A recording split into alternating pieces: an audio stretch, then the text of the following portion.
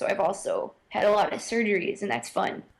I actually had the first one in Poland at 8 months, and that was in Lublin because I was an orphan and I was still in the process of being adopted. They actually did it for free, which was amazing because no one was really going to be able to pay for it at that point. So they took my lenses out, and they don't put lens implants in babies. Like you take them out, and then you have what's called aphakia, which is when you don't have lenses. So mine were taken out, and then when I got to America, I had another surgery here, and he kind of cleaned it up. And my mom said, like, after that, she noticed a huge difference. Like, I was playing with my toys more and stuff. So I had two really close to each other. Is a long-winded answer. Hey there, and welcome to In Sickness and in Health, a podcast about chronic illness, disability, medical traumas, and everyday uncomfortable healthcare experiences. My name is Cara Gale. I'm not a doctor or a medical professional. I'm just a person and a patient who really wants to talk about this stuff more. Nothing said on this show or in any of its associated content should be considered medical advice. If you're experiencing a medical issue, please seek qualified medical help. I know the system sucks, but I wish you a lot of luck. If you're new to the show, welcome. If you want more of In Sickness and in Health, you can find us in your podcast feeds on insicknesspod.com and on social media at insicknesspod. Please rate and review us on iTunes. It helps other people find the show. Let us know what you think of In Sickness and in Health so far, and I hope you enjoy this episode. In this week's episode of the podcast, I talked to Beata, who was adopted from Poland by a family from Buffalo, New York. She has vision impairment because she was born with cataracts and developed glaucoma during childhood, both of which are conditions affecting eyesight. Beata is now dealing with Hashimoto's disease, a condition of the immune system that attacks the thyroid gland, causing inflammation and interfering with its ability to produce thyroid hormones. Beata is on the board of Glaucoma Eyes, a non-governmental organization that offers worldwide patient support to people who live with glaucoma. They're working to raise awareness for glaucoma internationally and supporting educational programs for patients, doctors, and other medical staff. I asked Beata to explain a bit about glaucoma and cataracts and what it's like to be a young person with a, quote, old people disease. It's really interesting because some people with glaucoma, they catch it really early and they have really good vision. So, like, they might even have better vision than you do or than another person with just visual impairment. But it's basically the fluid in your eye builds up, like too much is produced or too much can't be drained out of the eye or both. And it builds up and it causes this pressure, and that can result in your optic nerves being damaged, which makes you lose your vision. So, like, the idea is to catch it as early as possible so you can start the treatment for it and prevent vision loss. But it gets tricky because some doctors don't want to treat it until there's damage. Because some people, right? See your face, you're like, what? Because some people might have a pressure of, a high pressure, because normal is like maybe like 12 to 18. It depends on the person. Someone might have a pressure of 20 and have perfectly healthy eyes. Like their eyes can just tolerate that pressure. And the doctor will be like, no, you're fine. And then the next time they come back, though, you might have significant damage. So it's like, when do you start treating? When do you start? Because you don't want to put someone on an unnecessary medication, but you also don't want them to lose vision. And that medication might just be an eye drop, which I know for some people is like really unsettling. But for me, it's like, yeah, I put lots of those in my eyes. So I'm so bad at them. I'm really too. Yeah. I have to like lay down and even still I'm usually just putting it on my cheeks. Like I can't ever get it where it's supposed to go. It happens. I still do it, and I put like so many of them in my eyes. But it's really interesting because there's different types of glaucoma, and I'm learning more about them with the group I'm involved in. Like some people will have normal pressures, like what's considered normal, but they'll still be losing vision. So it's like, how do you treat them? So for me, like, thankfully I haven't lost too much vision from it, but they're like keeping a really close eye on everything, which is good. So usually it's treated with like eye drops to start, and I'm still on 2 of those, and then it's treated with surgery if the drops don't work. Now, is glaucoma something that does usually affect people in their adolescence, or does it normally come on later in life? It normally comes on later. So like for me, I have, an old people disease is like what I hear from people like, oh, don't usually older people get that.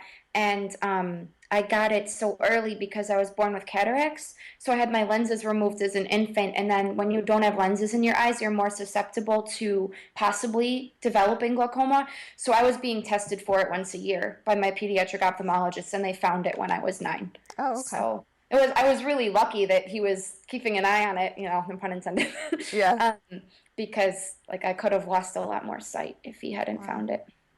Can you explain what exactly cataracts is? Because I know some people might not be familiar with Sure. that Yeah. either. Cataracts is it's when your lenses are clouded. So it can happen like as you get older. I'm not even sure of like the specific mechanisms that cause it, honestly, but I was born with it. I think it was just it's something that happens sometimes. Maybe there was something went wrong during pregnancy or whatever.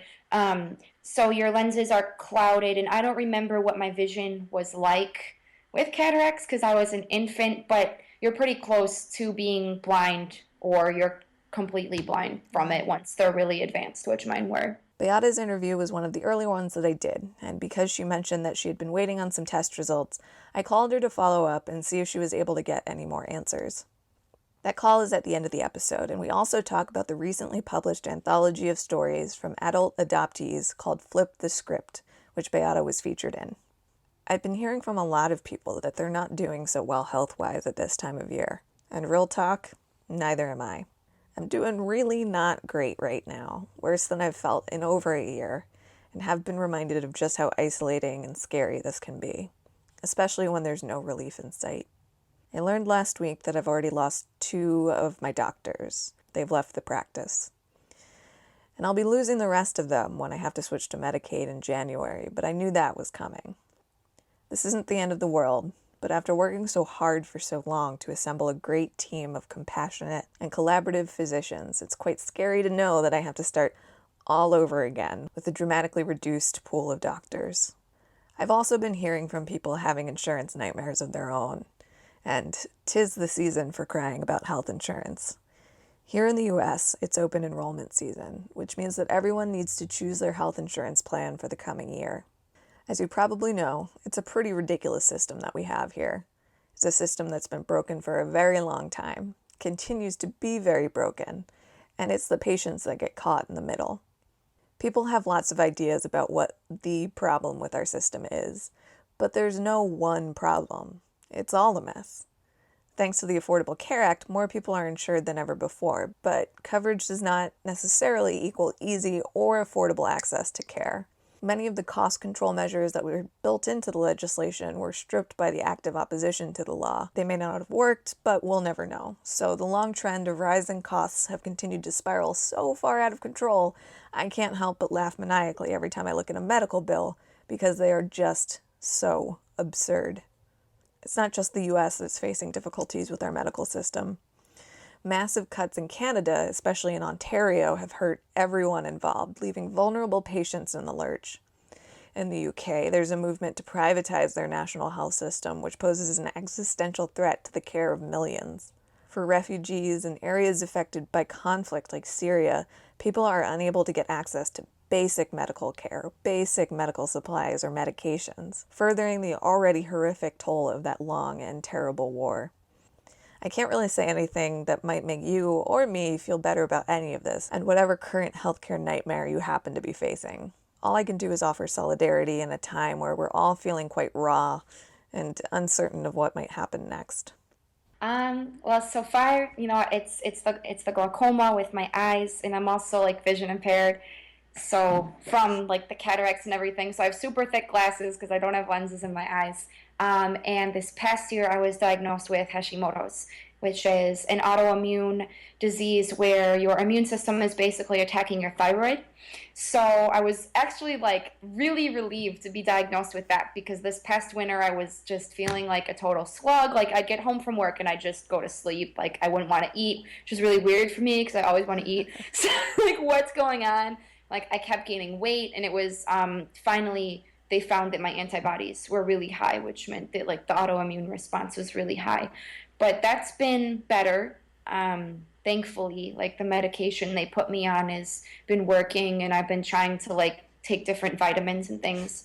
Um, and I'm still kind of in the middle of different diagnoses. I've started going to a rheumatologist, so she says I have like symptoms of fibromyalgia, but so it's like, yeah, I have these aches and pains and fatigue, but what's really being done about it? And my rheumatologist suspects I might have some kind of arthritis, but I'm still waiting for diagnosis. So we'll see. Wow, Yay, illness. yeah, that's fun. Yeah, Waiting to find out what else is wrong with me. right.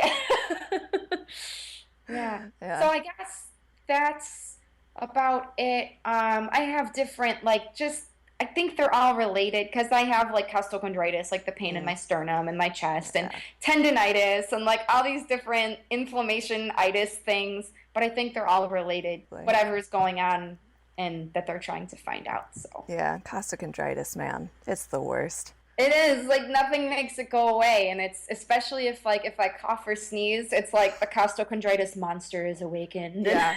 Yeah, sneezing It's is not fun.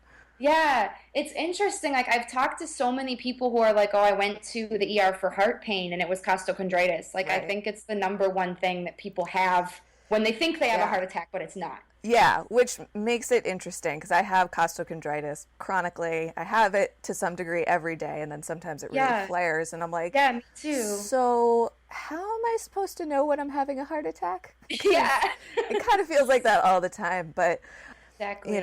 especially for women, we are not always taken seriously by doctors, Exactly. and so it's it's actually not super uncommon for a woman to go to the ER, get diagnosed with costochondritis, and then turn out that she's actually having a heart attack, Yeah, which is yeah. scary. That's really It scary. is. It's definitely scary. And I'm glad, obviously the ER has to take it seriously and they still have to do all the testing because that actually happened to me recently. Like I was having some palpitations and I was having the pain and I went in and I hadn't been to the ER in like years because I never, it's not a thing. Like I'll go to immediate care if I think I Right. have to, but I try to avoid the ER. And they did all the tests. They were like, nothing's wrong with you. Go home. Hmm. So it was one of those. Yeah. Can you tell me about some of the testing that you've had done? For glaucoma, since I was young, I was having like my pressures tested with the little tonometer, which basically they numb your eyes and then they either use a tiny puff of air or this tiny little thing. I hate to say that it looks like a needle, but it sort of does. But you don't feel it at all because your eyes are numb. I'm so used to it. Yeah. It's like the big Goldman thing that they use to test, which is really accurate. Sometimes they do the puffs. And then I've I also hate had like those. visual. I know it sounds funny. It's like a little puff of air in your eye, and then they Yeah. get a Yeah, I've pressure had those. like They're magic. terrible. I don't like them at Yeah, all. they're really unsettling. It's like what? It um, usually takes a few tries for the yeah, doctor to get it because I instinctively fall exactly. back as soon as it Yeah, happens or right yep. beforehand. Yeah. And then I've had a lot of like visual field tests, which is basically you stick your head in this machine and they described it to me like a video game. The first time I did it, it was not fun. I'm like, this is misleading, guys. But basically, it's to test how much vision you have peripherally. So there's these little like flashing dots of light around kind of like this dome that you're leaning into, and you have to click a button like a mouse whenever you see a flash of light. So someone and you're supposed to focus right in the center, like not move your eye around or not move your head at all, and it's to see like how much vision you have in your periphery. So they usually do one of those for me like every 6 months, and they're boring, but you just get through it, and hopefully it shows that you haven't lost any more peripheral vision. I also get like pictures taken of the back of my eye every year usually, and like honestly, those are really painful and annoying because you have to keep your eye open, and there's this super bright flash of light, and it's like right in your eye, and it's really hard. Sometimes I just have to tell the technician that's doing that, like, just tell the doctor I couldn't do it because I'm not going to sit here and like do 20 more tries of this because it's so painful. And that's supposed to show like how healthy your optic nerves are. That's about it as far as eye testing. And then with the Hashimoto's, they tested for the antibodies in my blood. And then I had all this other stuff done, like a basic, the metabolic panel and testing for my vitamins and things like that, especially like iron, B12, D. They want to make sure all those are good. And just recently, I had a lot of testing with the rheumatologist, and that was really interesting because it was for different autoimmune things. And um, I saw that there were like a lot of antibodies in my blood in general. I'm not sure what it all means yet. I was trying to interpret it, but I haven't seen her since I did the blood work. So, kind of waiting for her to help interpret all of those. Yeah, I think rheumatology is one of those fields. And my rheumatologist actually said this to me, that it's a little bit more of an art than a science. Yeah, Those blood tests interesting. they need to be interpreted. They don't necessarily tell you black and white one way or the other. Yeah, and then I just recently had a nuclear bone scan a few days ago it's supposed to show like where the inflammation is in my body. So I just had to get injected with this radioactive liquid, which was kind of interesting. And then I went in this machine and it scanned my whole body. So I'm waiting to hear about that too. But Oh, neat. that was interesting. Yeah, I didn't realize they did that for inflammation, because I know they do like bone scans for bone density and that sort of thing. Right, yeah. Yeah. That's what I thought this was. And then I saw it was nuclear, and I'm like, what's this about? So it's kind of, you have to wait a couple hours for like this stuff to spread through your body so it can kind of light up the places of inflammation. So hopefully that'll bring some kind of information. Tell me about your relationship with medication. Do you have any mixed feelings about it? Mostly, like, especially with glaucoma, I'm really grateful for the medication. And I have to kind of recognize sometimes, like, my own bias and my own perception because I hear things like, oh, I'll have to take this for the rest of my life. And my initial reaction is, so what? Yeah. Like, you're not going to live 1,000 years. Like, it's not that big of a deal. Yeah. I understand there's some medicines out there with like terrible side effects, but for me personally, like, I've been putting in eye drops since I was 10, so now I'm 24. So I'm like, whatever. It's like getting up and brushing your teeth. Yeah. It's just like part of my routine. I don't want to be on like a ton of medications. So honestly, if I can kind of treat something by maybe changing something in my diet, like I'll try to do that, before I try some intense new medication or whatever. Like, Hmm. but for the most part, I'm just like really grateful it exists. Made me feel so much healthier. Like even the Synthroid I'm on for my thyroid, like I've lost weight since I started taking that. I have more energy. Like, yay, this is great. So, I guess I would just say I'm like mostly really grateful it Yeah. exists. Like if I was alive 50 years ago, there weren't these medications out there. And it's like, wow, Yeah, it's huge pretty improvement. incredible. Yeah, because for me, I avoided taking medication for a really long time for exactly that reason that you said, of like, I don't want to be on medication for the rest of my life. And then Right. I realized, like, I don't really have a choice in the matter. And Yeah, it's amazing how much, now that I've like come to terms with that, how much that feeling has just like flipped on its head. I really just don't care. exactly. I feel like it seems like one of those big scary things because you've never experienced it. And then once you do it, you're like, oh, this isn't so bad. At least that's Yeah. how it was for me. Yeah, and I mean, I am like a professional medication taker now. I have to take medications at several different points throughout the day. I can't take certain ones within like 15 minutes or a half an hour of the other ones because there's an Right, interaction there. And it's like a whole production, my medication right. schedule. And to me, it's just like, oh, this is just my life. But when people actually spend, a long period of time with me over the course of a day or a couple days, they're like, holy shit, you take, What are you doing? yeah, like, why are you taking so many pills? And there's kind of an assumption there that I don't need all of them. And to be fair, I don't actually necessarily need all of them. But I regularly kind of evaluate, what's working, what isn't working. Do I need to stay on this? Should I try something else? Right, And it's such a personal thing. And like you said before, everyone's circumstances are so unique to them that, it's really been an interesting learning experience for me, kind of going through that transition. right. do you have any experience that you would like to share, either with doctors telling you there's nothing wrong with you, or those around you, or even from yourself? Like, do you have a hard time taking your problems seriously? Yeah, it can be tough because like before this autoimmune stuff started, I was like really healthy besides the glaucoma. Like didn't really have issues besides that. It was just, like go to the pediatrician once a year, go to the eye specialist every few months, and other than that I was good. And when this past year, I guess it's really the past couple of years when like this pain and fatigue started, I was like, at first, I'm like, maybe I'm not eating as well as I should be. So I'm like, let's eat more salads. And then, like, maybe I'm not exercising as much. And then the pain in my knees really started, and I'm like, this is not working. And I was really asking my PCP, like, can we please figure this out? And she's like, well, I think you're just depressed. I'm like, no, like, I don't think so because I feel happy. I'm just really tired. And I know that fatigue can be a symptom of depression, and I appreciate her acknowledging that, but Yeah. I was like, I'm not trying any more pills until we figure out what's going on.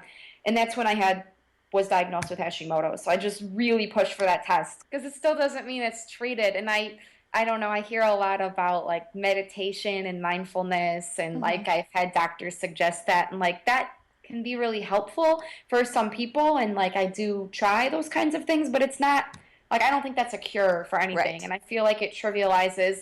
And I've spoken to so many people with chronic illness who, like you, they know they've had these symptoms for decades, Hmm. and they finally find a doctor who acknowledges it. And it's like the light at the end of a Yeah. very, very long tunnel. Yes, you believe me. Yeah, it's like the light at the end of the tunnel, and then you immediately go into another tunnel with like, oh shit, what do I do now?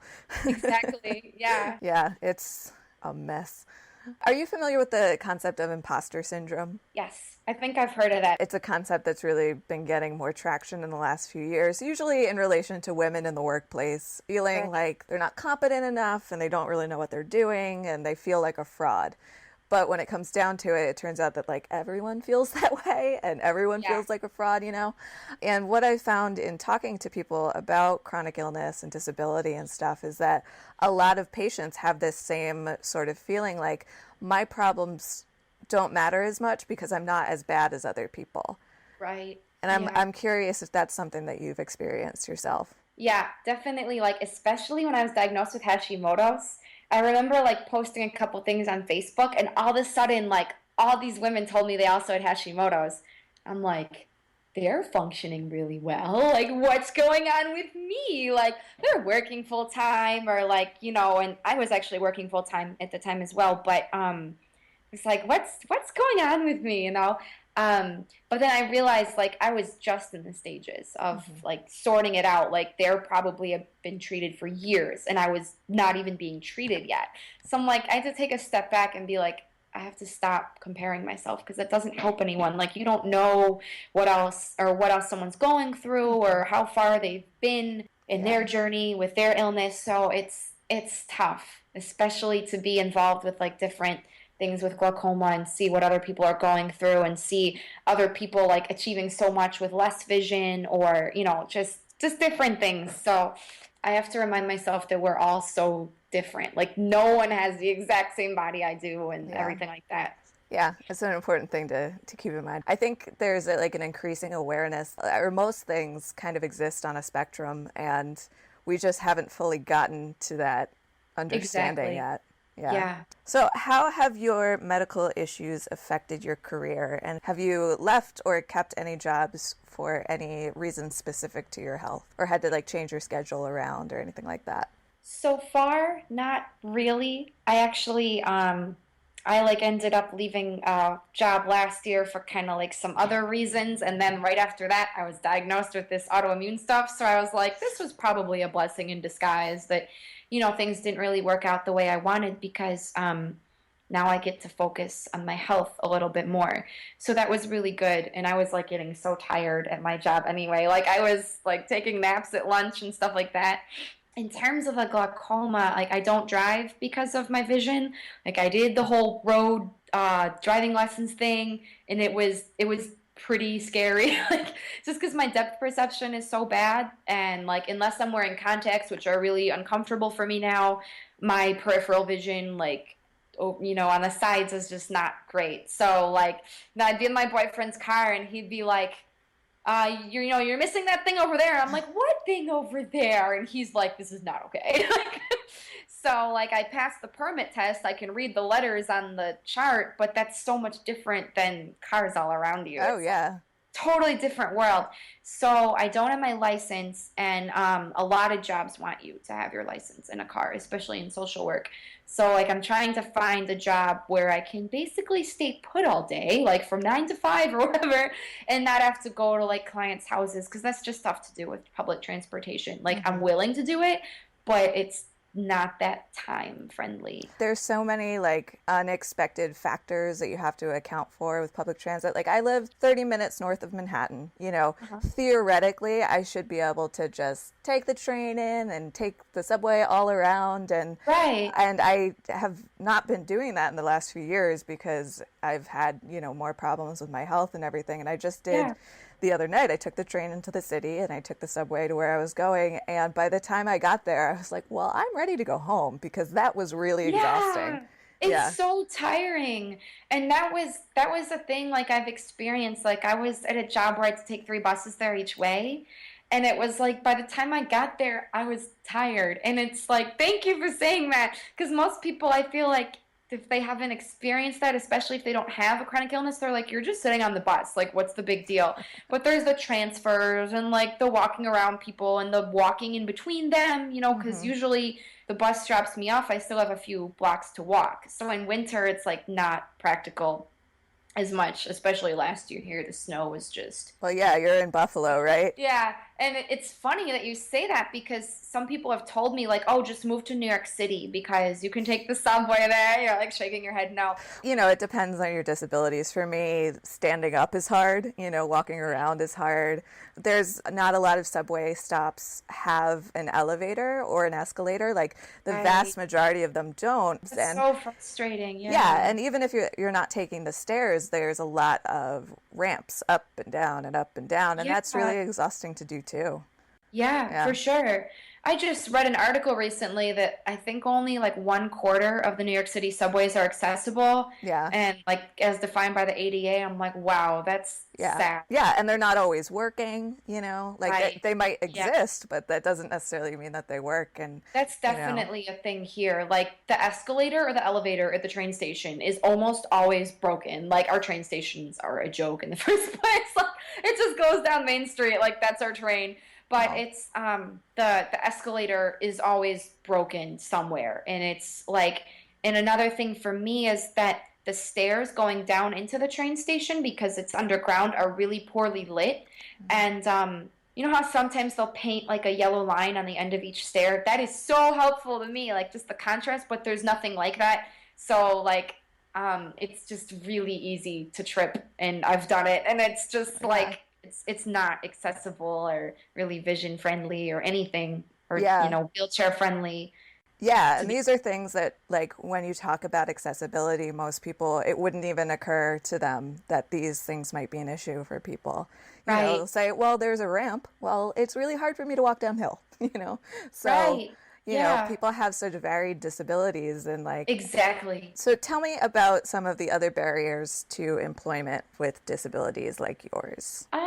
For me, it's mostly the driving thing. And then, like, I've had some frustration recently because there is a job that I was pretty sure wasn't going to require driving, but it was way too far for me to get to. It was going to be like an hour and a half commute each way. And, Mm, a lot of buses, a lot of walking. And I'm like, okay, in the summer, that's feasible, but in the winter, like, no way am I going to be walking in the dark at night, because it gets dark at like 5 or earlier in the snow to get home. Like that's just not safe or okay to me. yeah. Um, so like I had to turn down an interview actually because I'm like, this is just I didn't realize it was so far away. And it's interesting because like I live in the city, so there is a lot of public transportation here, but then so many like doctors' offices and even employment are like way out in the suburbs. I think probably because the rent is cheaper there, Yeah. So it's like I can't get out there. This job would be great, but I can't get out there. That's pretty much the only thing. Like once I get to the job, unless something is like really tiny print, or something like that, I'm pretty much fine, fortunately. So it's really been the driving thing, which I feel like isn't really acknowledged so Mhm. much. Like people talk about accommodations once you get to the workplace, but if getting to the workplace is the issue, like they don't have that many solutions for that. Yeah, I think that's something that a lot of people have a really hard time with. I had a job where I was commuting an hour and a half each way. Oh, ouch. Oh God. And that was even before I started getting really sick. And it Yeah. still just wiped me out. It was Yeah, that's so three hard to hours of do. your day. Yeah, I mean, your commute, if you're doing it 5 days a week, that's 15 hours. That's a part-time job. That's so true. That's a great way to look at it. Yeah, it was really Exhausting. not fun. Yeah. Can you tell me about Glaucoma Eyes and your work with the organization? Sure. So Glaucoma Eyes started as a support group, and it was started by Nia Martin, who lives in Denmark, and she started it as a support group in 2008. And she started getting like so many more members in this group. Like right now on Facebook, the support group is over 7,000 people. Wow. And yeah, it's like, wow, all these people have glaucoma, and some of them are parents of kids with glaucoma, trying to find out more. Even infants, like parents of infants.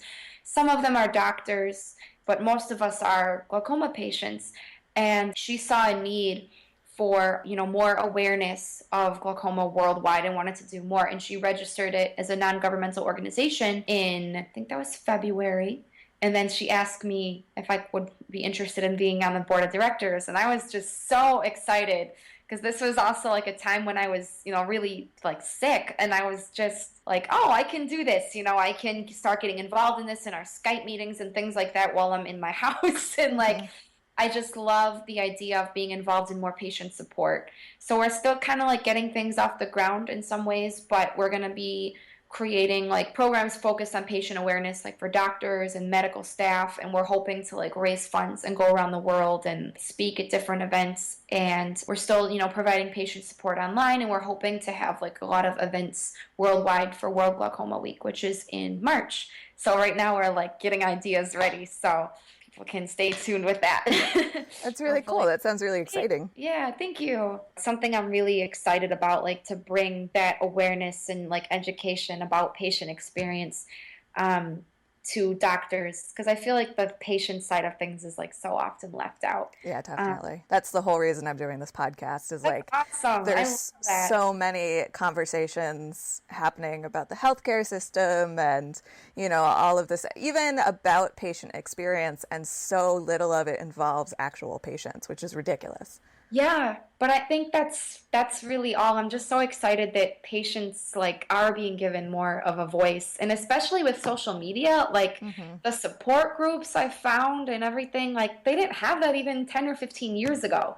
And it's just a big difference. Like I grew up, with a really supportive family, but wondering like, am I the only one out there? Oh, Because the yeah. only other time I met a girl with glaucoma was like my family was on vacation in Michigan. We were on a boat. And there was this other girl who was a little younger than me who had glaucoma. And I was like, wow. And I was 12, I think. And that was like so huge for me because I'd never met anyone else, especially that had their lenses removed. It's just such a rare thing. Yeah. But now, like, I know people from all over the world, like, who have glaucoma. And like, I just think that the social media and patient support is I think that's really pushing patients to feel like, hey, I do have a voice and I Hmm. deserve to have a voice. And I love that. Yeah. And they don't really like tell you that there are other people out there like you, especially if you have a rare disease or disorder. Like, Yeah, no one tells you, hey, there's other people, not just people who have what you have, but people who have things that are similar or things that are completely different. But you still, right. I've found such community online with people that have completely different conditions than I do, but we have a lot of the similar trials and stuff like that. So it's been a really cool opportunity, and this podcast especially, because I'm able to just go to people and be like, I think you're interesting. I want to talk to you. And I have an excuse for it now, which is like, I have this I love podcast. it. That's Yeah. awesome. Yeah. It's been really fun to do. Do you have a hard time asking for help? I think I'm getting better at that. Because I feel like it used to be, and I used to be worse. And like, I feel like, in a way, being diagnosed with an autoimmune condition has kind of given me more courage to Mm-hmm. ask for help. It's like, yes, I have a legit thing.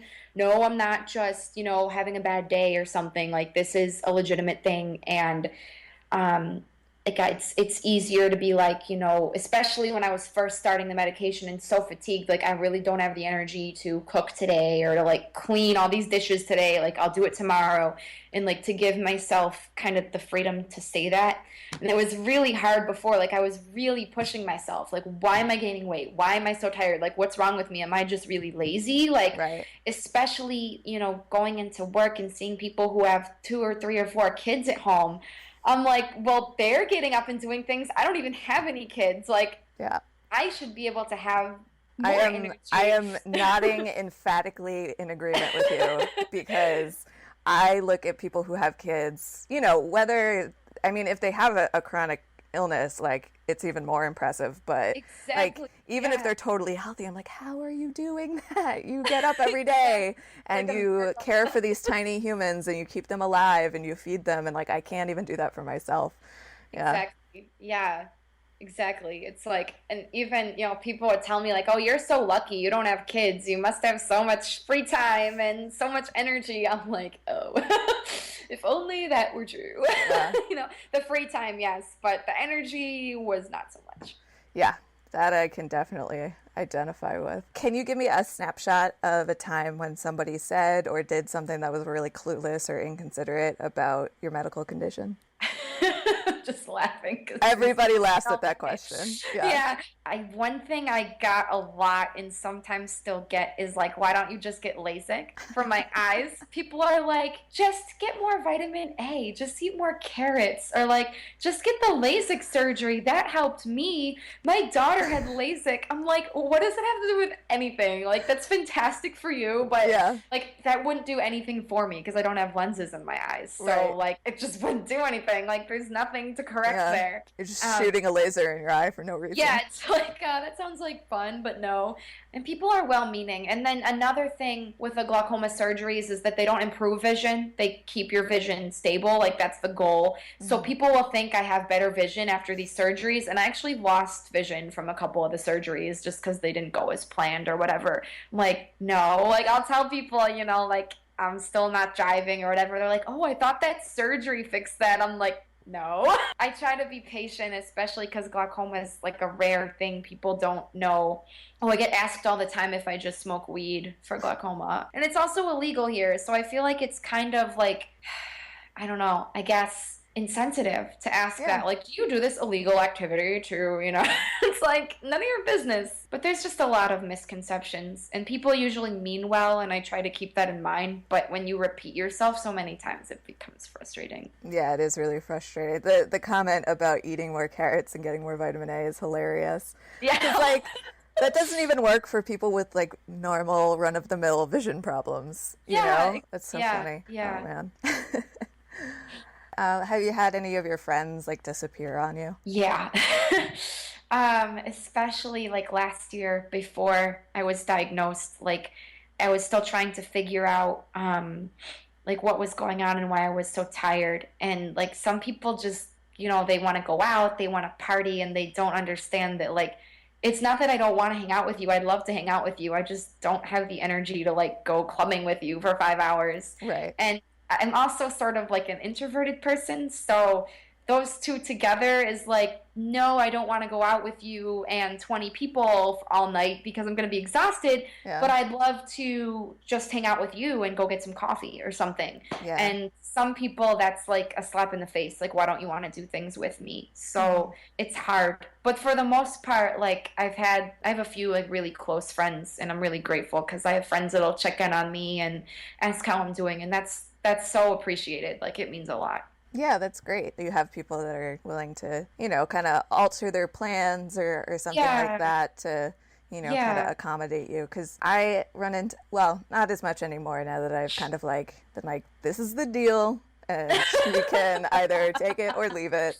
Exactly. Um, But, you know, like before I really knew what was going on, it was hard to explain to people that, like, I Right. can't do those kind of things. Like, all of the Right. things that are, you know, quote unquote fun for people my age are Exactly. actually really Yeah. not fun for me anymore. Yes, that's Yeah. such a way to put it. And it's like, I've been told like, oh, you just don't want to have fun. And I'm like, no, it's just that our ideas of fun are different, and that something you do that might be fun for you is really not for me. Like, Or and it's if it would be fun, it would like the consequences of having that kind of fun are so much greater than like the benefit of exactly, it. Yeah. exactly. Yeah. Hard to explain that to people who haven't really dealt with this kind of stuff before. Oh, yeah, definitely. What do you think might be different if people knew what you go through every day? I feel like it's hard to say because people have such different reactions.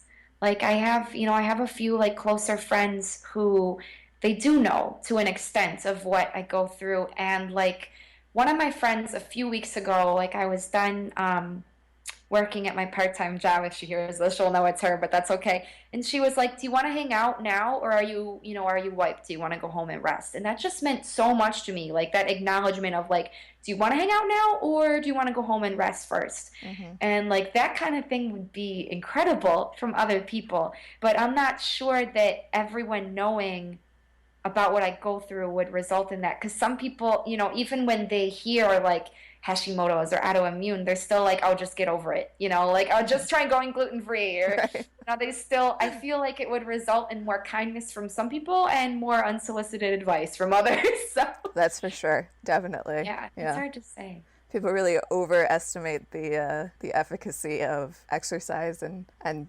dietary changes. I mean, they can Yeah, be monumental for some people, but exactly. for a lot of Yeah, us, they're just a very tiny piece of a much more comprehensive kind of approach to, exactly, yeah, exactly. it's very obnoxious. Is there anything that you beat yourself up for? Oh, that's a really good question. Just with, I guess, like the employment is like, I feel like, some people are, in these great like full-time jobs, and I want to be there, and it's tough with like with not driving and things like that. It's like the number of jobs I can apply to are more limited.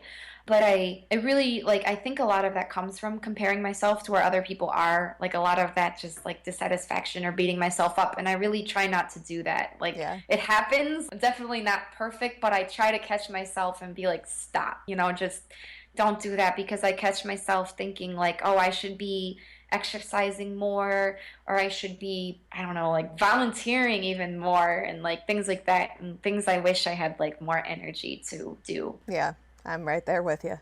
And I think also, I mean, with the employment thing, you know, culturally, if you are not working, it affects how valuable you are to our culture. And that doesn't necessarily mean you're any less valuable if you're not able to work for whatever reason, but that's just the way that our culture approaches that, which is really Right. unfortunate Yeah. because there's plenty of other ways to be, you know, a quote unquote productive member of society that don't Right. actually include formal employment, you Right. know? Yeah, that's so true. It's like really expected. But even like with the economy now, like I have friends who are completely, able-bodied and not sick, and they're still having trouble finding jobs. Like Hmm. it's kind of, so I have to remind myself that like we're all doing our own thing. Yeah. So, Our generation at least has that as an excuse. yes. Is there anything that you worry about a lot with your health? Like, is anything big or small that kind of like takes up a lot of space in your brain? Just, seeing the way like right now my dad really takes care of his parents so much, especially because they don't speak much English. So he'll, like help them with their mail and their bills, like reading them and taking them to the doctor, and he just does so much. And I catch myself honestly, like I think my biggest thing is like, will I be able to do that for my parents when I'm older? Because I would love to be able to. Like, my parents aren't that young, and especially because, I'm adopted, so I was adopted a little later than maybe a kid would have been born or whatever. And like, they're both really healthy, thank goodness. But it's like, I really hope that I'll be able to like extend that back to them, like the way they got me to all my doctor's appointments. Like, am I going to be able to do that? So for me, that's like a big thing. And my brother, my younger brother too, like I just hope I can be there for him, like as he gets older and stuff like that. Yeah. Now, with your vision, like, is it inevitable that you'll lose your vision entirely, or what does the future look like, no pun intended, for you with your visual impairment? Um, I'm hoping that I don't, lose much more, at least like in the immediate future, because for the past few years it's been pretty stable. Like I've been really lucky since I had that last surgery, and in my right eye, my vision with correction is actually like 20/25. It's really Oh, wow. good. Yeah. Yeah, because this eye is like the annoying one that always does weird things, and then this eye is just kind of chilling, like, and being calm, which is great. So I just hope that that continues, because I really only use my right eye because they don't work together and it's weird. But like I really hope that I can maintain the vision that I have. And it's really hard to say. I know this isn't like a concrete answer, so I'm Oh no, sorry. I'm never looking for concrete answers.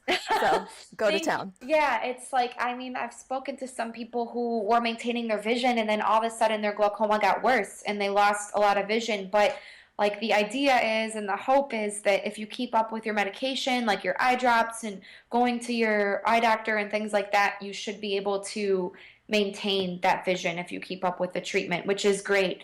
And now they're starting to do like stem cell nerve regeneration, like trials with that. And I'm so excited that I'm starting to see that in my lifetime because that's incredible. Like if you can regenerate someone's nerves, you can give them back lost vision, but it's all like very preliminary, but it's Yeah. still really exciting because right now I feel like some people don't know this and it's like it's a scary thing, but if you lose vision from glaucoma right now, there's no way you can get it back. Like there's no treatment that's going to magically bring that vision back in your eyes. So that's why like the early detection and treatment is so important. You might have just answered this question, which is what are your goals and priorities with the management of your condition? Yeah, with glaucoma, it's just like keep things where they are because that's really the best I can do and the best I can hope for. And that's, that's fine with me. And with the autoimmune stuff, I'm still figuring it out. I would just like to get to like the root of it as much as I can. Not just, like you said, not just like, oh, this is just anxiety. What is actually causing this and how can I treat it instead of just masking it and covering it up? So I'm really glad I found this rheumatologist because she really wants to find out what's going on, and I love that. She's just really wants to get to the bottom of it. And I just like I want to be the best version of myself. Like I want to have as much energy and things like that to be able to do the things that I want to do. And I guess that's the goal. That sounds like a pretty solid one. Thanks. Yeah. Do you have any advice for somebody that might have just gotten diagnosed? Let's say somebody was just diagnosed this morning. What would you say to them? I would say it probably sounds silly and like I don't want it to sound like trivializing, but like don't freak out because there's always like hope out there and there's always support groups and ask a lot of questions is another thing I would say is like give yourself that time to be like oh this is terrible, I'm gonna have to deal with this maybe the rest of my life and let yourself kind of grieve over that. But then there's still gonna be good things, there's still gonna be better things, and I feel like sometimes we forget about that even with glaucoma, like, oh, I'm gonna go blind. You might not ever go blind. I think like just keeping up that hope is really important and like being assertive about asking questions. And if you don't get that from a doctor, like if they're trivializing your questions, if you're able to get a second opinion, because sometimes there aren't great doctors and like out there, and that's a problem. Yeah. Definitely asking questions, like doing your own research, but also being careful not to believe everything you read because there's some really weird things on the internet. There's a lot of garbage on the internet for Yes. sure. It's like, just eat this food and you'll be cured. It's like, no, it's not how it works. If anyone's telling you that they can cure your incurable disease, turn around and run away as fast as you can. Because generally, they're just trying to sell you something or take advantage of you in some way. And it's, there's a lot of people out there like that. And I run into them almost constantly. And it just, it's really upsetting because I know that there are so many people out there who don't have the tools that I have to be able to, evaluate and verify that information. Exactly. Yeah, well, thank you for your time and sharing your story and all of your wonderful insight with us. Thank you for having me. That was great. Yeah, it was fun talk.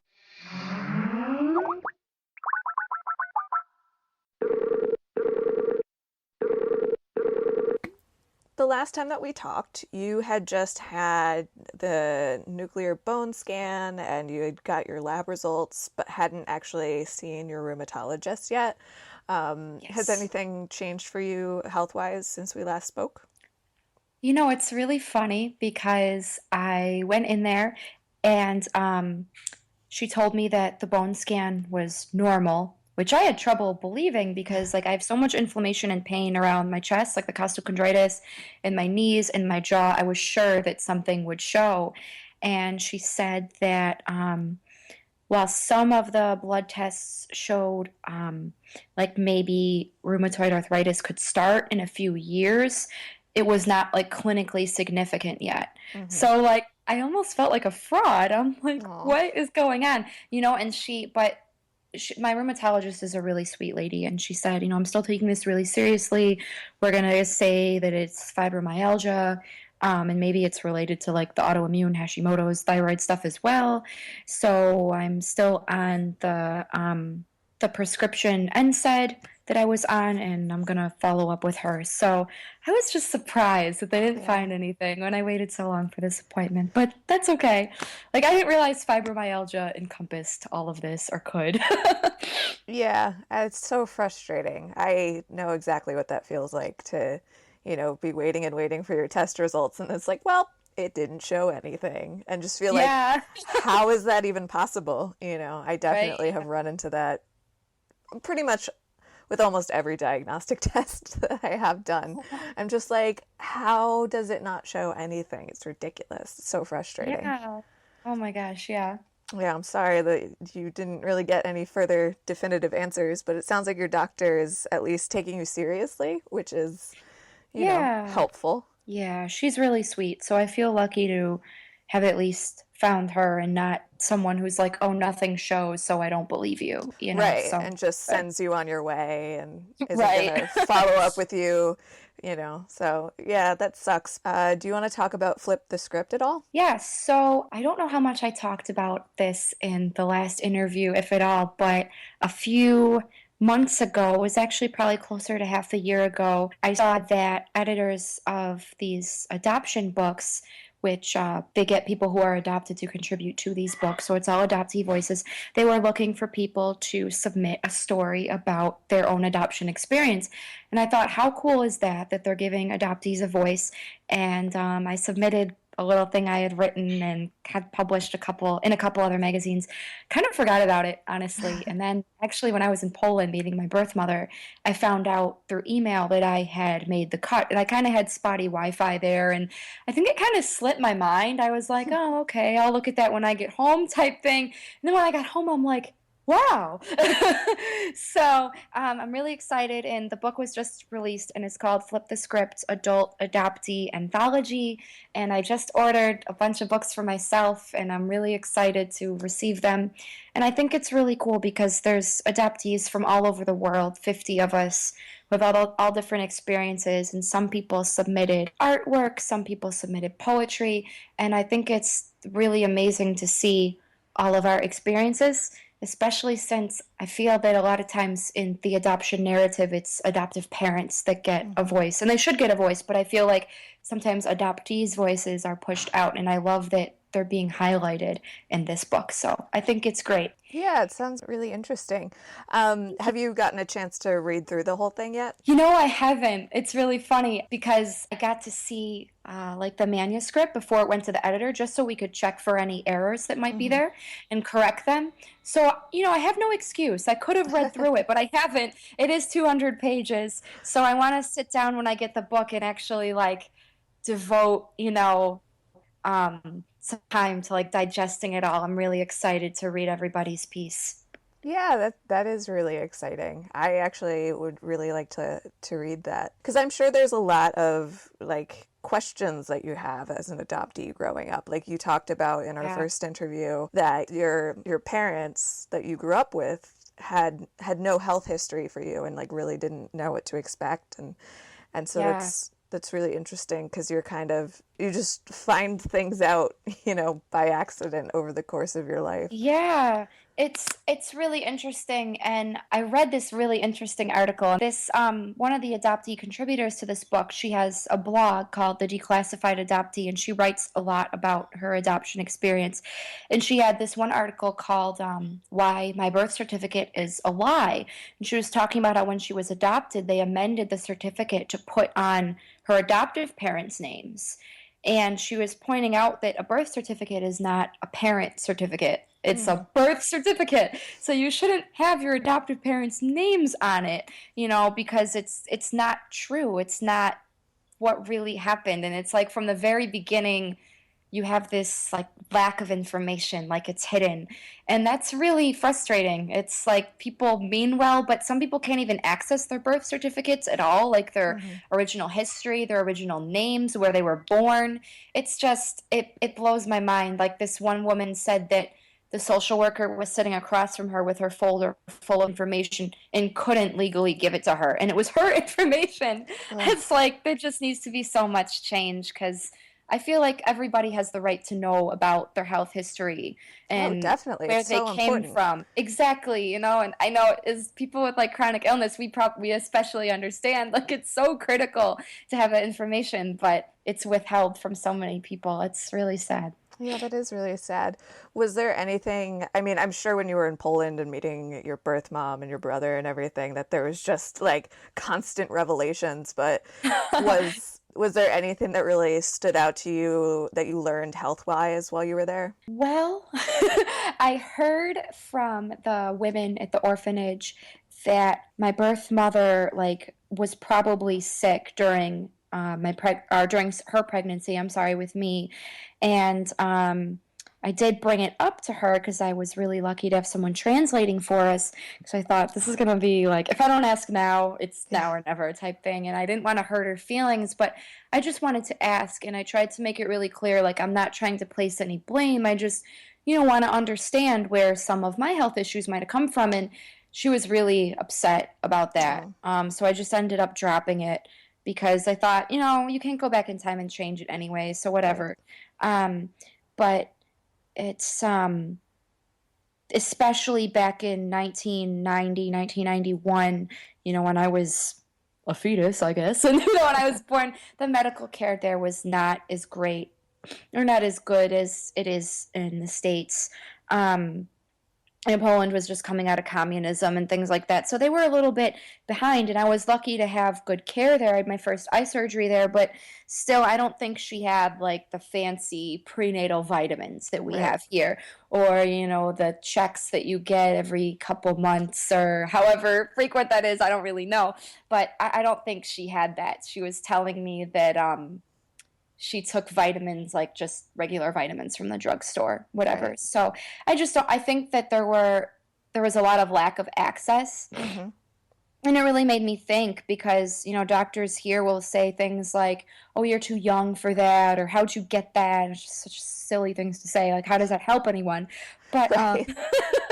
but it's like I think we forget that not even if I'm pretty privileged now and I can eat pretty healthy, my birth mother might not have been able to Mm-hmm. while she was pregnant with me, and like that can really contribute to development and everything like that. So it's easy to forget that part, but it's such a critical part of our development. Oh So yeah, prenatal care is really super important, not just for oh the yeah. baby, but for the mother as well. I mean, not having access to prenatal care raises maternal death rates by, unbelievable amounts. So Hmm. it's frustrating that you have to run into that with doctors here who, might forget that even within this country, not everyone has access to Exactly, that sort of thing. exactly. Yeah, it's so true.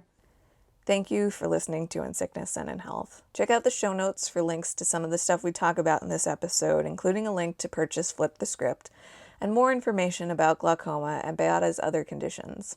Subscribe and stay tuned for everything we have to come, and check out our dysautonomia series from our first week.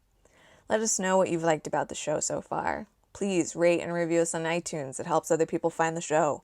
And tell your family, tell your friends, tell your doctors. But most importantly, don't forget to be excellent to yourselves and each other.